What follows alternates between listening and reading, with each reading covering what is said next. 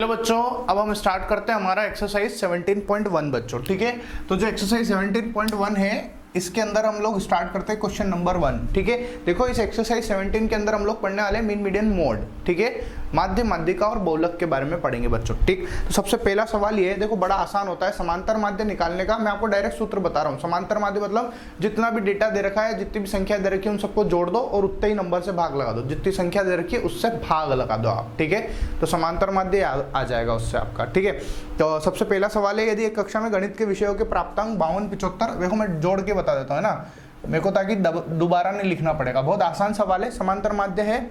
उसने बोल रहा है एक कक्षा में 52 गणित के नंबर आ रहे हैं। कितने कितने नंबर आ रहे हैं? 52, 75, फिर 40, 70, 43, 40, 70, 43 प्लस 40, 65, 35, 40, 65, 35, फिर देखो 48 और 52।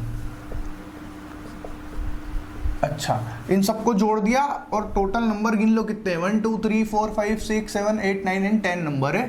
ठीक है बच्चों, तो इन सबको अगर अपन जोड़े तो हमारे पास आएगा 520। कितना आएगा? 520, और उसको 10 से डिवाइड करोगे देन यू विल गेट 52 बच्चों। ठीक है, ये हमारा पहला क्वेश्चन हो गया। अच्छा देखो क्वेश्चन नंबर 2 क्या कह रहा है, एक विद्यालय के सहायक कर्मचारियों का मासिक वेतन 1720 वगैरह वगैरह है, तो इनका समांतर माध्य। सेम सवाल है, तीनों को जोड़ के 3 से भाग लगा। कितने नंबर है? 1 2 3 4, चारों नंबरों को जोड़ के 4 से भाग लगा देना, इससे आ जाएगा। तो जो सेम सवाल है वो मैं नहीं करा रहा। ठीक है, एक जैसा सवाल नहीं कराऊंगा बच्चों में, क्योंकि ये बड़ा आसान, बहुत एक्सरसाइज बहुत आसान है, 6 नंबर की एक्सरसाइज। सबसे बड़ी बात 6 नंबर के क्वेश्चन आते हैं इससे। ठीक है, अच्छा क्वेश्चन नंबर 3 है, यदि 3 4 8 5 x, ये अलग टाइप का, ये करा देता हूँ। 3 4 8 5 x 3 2 1, यही सवाल है। 3 2 1 का समांतर माध्य 4 है। उसने पहले से दे दिया कि इसका समांतर माध्य कितना है बच्चों? 4। तो आप देखो 1 2 3 4 5 6 7 8, समांतर माध्य क्या है? सबको जोड़ के उतने से डिवाइड कर देना। तो जोड़ लिया अपन ने। ठीक है, 4 दिन 7 और 8 15 5 20 3 23 2 25 और 1 26, तो 26 प्लस x बराबर 8 चौक 32। तो x बराबर आ जाएगा बच्चों 32 में से 26 जाएगा तो 6 आ जाएगा। ठीक है, ये हमारे पास क्वेश्चन नंबर 3 भी कंप्लीट होता है बच्चों। ठीक है, इसके बाद क्वेश्चन नंबर 4 है, खिलाड़ी के वो का वही सवाल है, सब नंबरों को जोड़ देना और भाग लगा देना उत्तर से। ठीक है, तो जो एक जैसे वो नहीं करेंगे। क्वेश्चन नंबर फिर आता है 5। क्वेश्चन नंबर 5 है, एक मासिक परीक्षा में 10 विद्यार्थियों के द्वारा अंग्रेजी में प्राप्त अंक निम्न अनुसार हैं। तो देखो 30 28 वगैरह ये दे रखा है, 1 क्या है 2 क्या है, तो इसमें कंफ्यूज मत होना, सिंपल है, सबको जोड़ दो। किन किन को जोड़ना है आपको?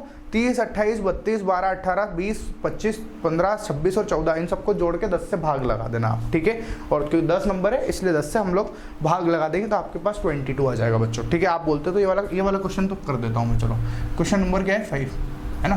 क्वेश्चन नंबर 5 देख लो, सबको जोड़ दो। इसमें क्या होता है कि कंफ्यूजन ही होता है, 1 2 3 4 ये सब लिखे हुए नंबर, तो 2 बार लिखे हुए, इसलिए दिमाग खराब नहीं करना अपना। ठीक है, सिंपल सा आप जोड़ दो। तो मेन नंबर क्या है? प्राप्तांक क्या है? 30 28 और क्या है? 30 28 32 12 18, 32 12 18, उसके बाद 20 25 15, 20 25 15, फिर 26 और 14। कितने नंबर है? 1 2 3 4 5 6 7 8 9 10 नंबर है। तो इन सबको अपन जोड़ेंगे। ठीक है, तो इनको जोड़ने पर हमारे पास आ रहा है बच्चों 220। 220 में 10 का भाग लगा दो, then you will get your answer 22 आ जाएगा बच्चों। ठीक है, तो क्वेश्चन नंबर 5 तक हो चुका है। वीडियो को पॉज करके लिख लेना आप लोग।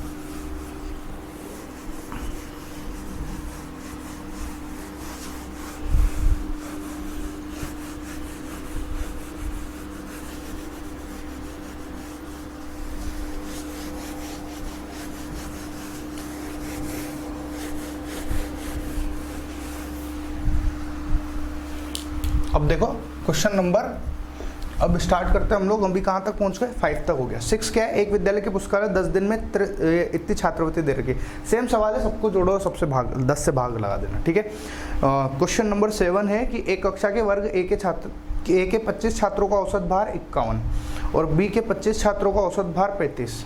सॉरी बी के 35 छात्रों का औसत भार 54 है, इस कक्षा के कुल 60 छात्रों का औसत भारों की गणना करो। ठीक है, हाँ ये अलग टाइप का सवाल है, ये अपन कर लेते हैं। क्वेश्चन नंबर क्या है 7। ये बोल रहा है कि एक कक्षा के अंदर 25 छात्रों का औसत भार कितना है, वो 51 है। ठीक है, 25 छात्रों का औसत भार 51 है। अच्छा, तो अपन लिखेंगे 25 छात्रों का कुल भार बराबर 25 इंटू 51। देखो 25 छात्र है, एक क्लास के अंदर 25 छात्र है। इस सवाल का मतलब समझना, जैसे मान लो एक क्लास के अंदर 25 विद्यार्थी पढ़ते हैं, ठीक है, जिसमें से एक का नाम पीयूष है, एक का नाम ऋतिक है, एक का नाम राहुल है, और ऐसे करके बहुत सारे हैं। अब मान लो पीयूष का वजन जो है औसत वजन मान लेते हैं कि 26 है, ठीक है, राहुल का 25 है और ऋतिक का जो है वो 24 है। तो एक एवरेज बिठा रहे हैं हम लोग कि हम लगभग अच्छा कोई और विद्यार्थी उसका 30 है, किसी का 28 है, तो एक एवरेज अपन ने मान लिया कि हाँ 25 है, सबका 25 है। 25 ऐसे सॉरी 51 मैं गलत बोल रहा हूँ, 25 नहीं 51 है सबका। जैसे मेरा 52 है मान लो, किसी और का 53 है, किसी का 49 है, किसी का 48 है, इस तरीके से। ठीक है, तो हम ये बोलना चाह रहे हैं कि जो एक एवरेज वेट है यहाँ पर वो कितना है, 51 हमने मान लिया। और ऐसे 25 स्टूडेंट है, जो एवरेज मान लिया हमने कि हर स्टूडेंट का एक एवरेज वेट कितना है, 51 है। तो ऐसे टोटल 25 स्टूडेंट पढ़ रहे हैं, तो उन 25 को 51 से मल्टीप्लाई कर दिया। देन अपने को यहाँ पर 25 को जब हम 51 से मल्टीप्लाई करेंगे तो 25 से कम 25 का 5 हासिल लगा दो, 25 पंजे 125 और 2 127 आ जाएगा। ठीक है, ये इतना वजन आ गया हमारे पास में। अच्छा, और उसने केजी में बोला है तो ये केजी भी लिख दिया अपन ने किलोग्राम में। ठीक है, उसके बाद देखो 35 छात्रों का औसत भार 54 किलोग्राम है। 35 छात्रों का कुल भार कितना हो जाएगा, देखो 35 इंटू 54 केजी। तो इसको अपन मल्टीप्लाई कर लेते। जब अपन यहाँ पर 35 और 54 को मल्टीप्लाई करेंगे then you will get 1890 KG आ जाएगा बच्चों। ठीक है, मल्टीप्लाई आप करके देख लेना, है ना, कोई बड़ी बात नहीं उसमें तो। ठीक है, 1890 आ जाएगा। तो उसने हमसे क्या पूछा कि इस कक्षा के कुल छात्रों के औसत भार की गणना करो, क्लास के कुल छात्रों के औसत भार की गणना। ठीक है, तो औसत भार बराबर कितने छात्र है, 60 छात्र है, उसने बता रखा 60 है टोटल। ठीक है, तो इन दोनों को जोड़ लो, 1275 प्लस 1890 अपॉन 60। ठीक है, तो कितना आएगा बच्चों, जब हम इसको सॉल्व करेंगे तो हमारे पास आ जाएगा 52.75 केजी बच्चों। ठीक है, 52.75 केजी। ये हमारा क्वेश्चन नंबर 7 कंप्लीट होता है। क्वेश्चन नंबर 8 देखो, 5 छात्रों का औसत 18 है, यदि एक संख्या हटा दी जाती है तो औसत 16 हो जाता है। तो हटाई गई संख्या ज्ञात करो। ठीक है, 5 छात्रों का औसत कितना है, 18, और यदि एक संख्या हटा दो उसमें से, ठीक है, मतलब कितने रह गए, 4 रह गई अब, तो औसत कितना हो गया, 16 हो गया, है ना। तो औसत कितना हो गया, 16।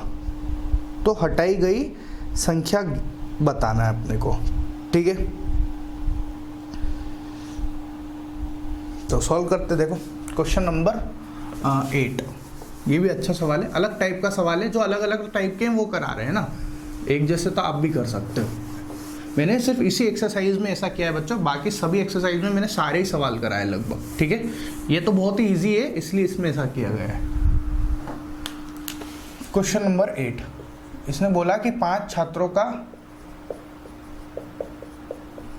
5 संख्या बोल रहा है और छात्र बोल रहा है, 5 संख्याओं का औसत 18 है। ठीक है,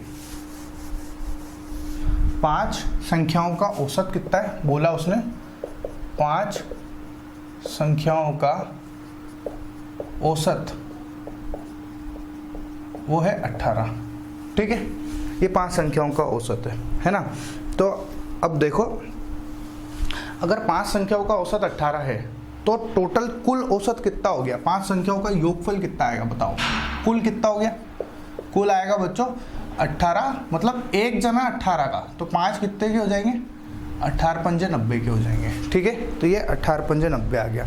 अच्छा, अब यदि एक संख्या हटा दी जाती है, उसने बोला कि इसमें से एक संख्या हटा दो तो औसत हो जाता है 64। ठीक है बच्चों, एक संख्या हटाने पर औसत कितना हो जाता है, 64। तो अब देखो, एक संख्या हटाने पर, एक संख्या हटाने पर औसत वो हो जाता है 16। तो कुल कितना हो गया, एक देखो 5 संख्या में से एक संख्या अपन ने हटा दी ना, तो 5 में से एक संख्या घटाएंगे तो कितनी रह जाएगी, 4 ही रह जाएगी। 4 संख्या रह जाएगी कि नहीं रह जाएगी, ये 4 संख्या, ठीक है। और सब हर एक संख्या का औसत 16, तो 16 चौक 64 आ जाएगा। अब इस कुल वाले में इसमें देखना, अब ये तो कितने 4 संख्या का है, तो 4 संख्या का औसत लिखा, उसके अंदर मैं मान लेता हूँ कि वो 5वीं संख्या क्या है, 1 से, ठीक है। और वो किसके बराबर है, 90 के। किसके बराबर है बच्चों, 90 के, ठीक है। क्योंकि ये पांचों का अपन कर लेंगे यहाँ पर, मतलब कि मैंने 4 संख्या लिखी, ये औसत लिखा, फिर मैंने मान लिया वो संख्या 5वीं ये थी जो मैंने हटाई, ठीक है। और जब 4 संख्या प्लस 5वीं संख्या करूँगा टोटल 90 आ ही जाएगा, क्योंकि 90 किसका है, कुल आ रहा है यहाँ पर। तो x बराबर 90 में से 64 को सब्ट्रैक्ट करेंगे तो अपने पास आ जाएगा 26 आ जाएगा बच्चों, ठीक है।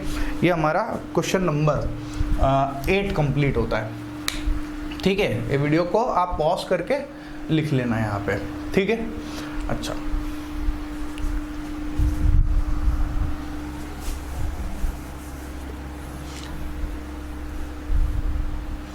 अगर किसी को ऐसे समझ में नहीं आ रहा तो मेरे पास इसका एक तरीका और है, शायद उससे आपको सिंपल पड़ जाएगा थोड़ा, इससे तो है ना। इसमें थोड़ा मेरे को लग रहा है कि आप लोगों को कुछ ना कुछ डाउट आ रहा होगा।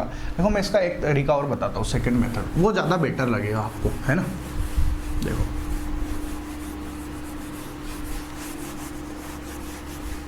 देखना दूसरा तरीका, उससे बहुत आसान लगेगा आपको ये सवाल, और अच्छा सवाल है इसलिए, ठीक है। देखो 5 संख्या, माना 5 संख्याएं, कौन कौन सी है, x1, x2, x3, x4 और x5 है, ये है, ठीक है। अब इन पांचों संख्याओं का औसत x1 plus x2 plus x3 plus x4 plus x5, ये पांचों संख्या बटे 5, और वो औसत अपने को कितना दे रखा उसने, 18 दे रखा है, ठीक है। 5 संख्या है, 5 संख्या का औसत दे रखा है अपने को, ठीक है। तो देखो x1 plus x2 plus x3 plus x4 plus x5 बराबर, इस 5 को उधर गुणा कर दो तो 18 पंजे 90, इसको समीकरण 1 नाम दे दो। यहाँ तक तो आपको इजी समझ में आ रहा होगा, है ना। अब उसने बोला 4 संख्याओं का औसत, 4 संख्याओं का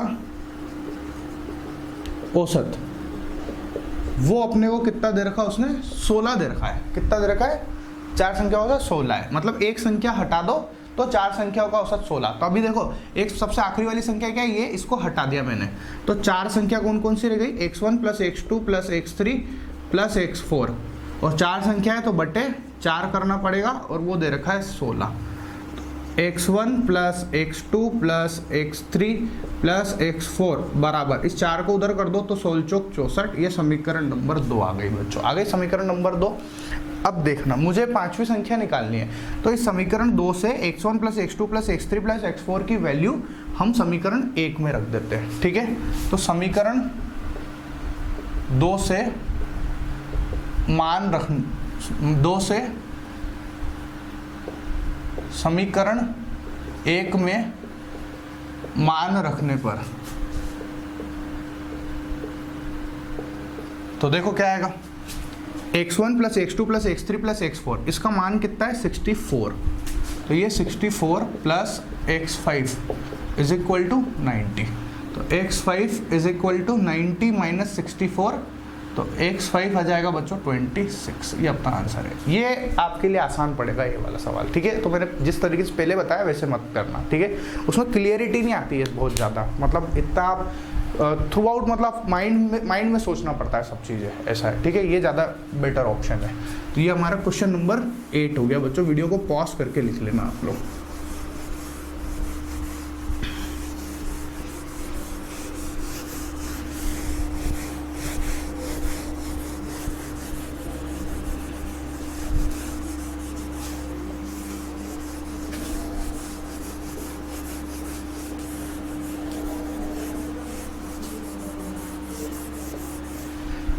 क्वेश्चन नंबर 9 देखो, 13 संख्या का माध्य 24 है तथा प्रत्येक संख्या में 3 जोड़ दिया जाए तो नए माध्य में क्या परिवर्तन आएगा।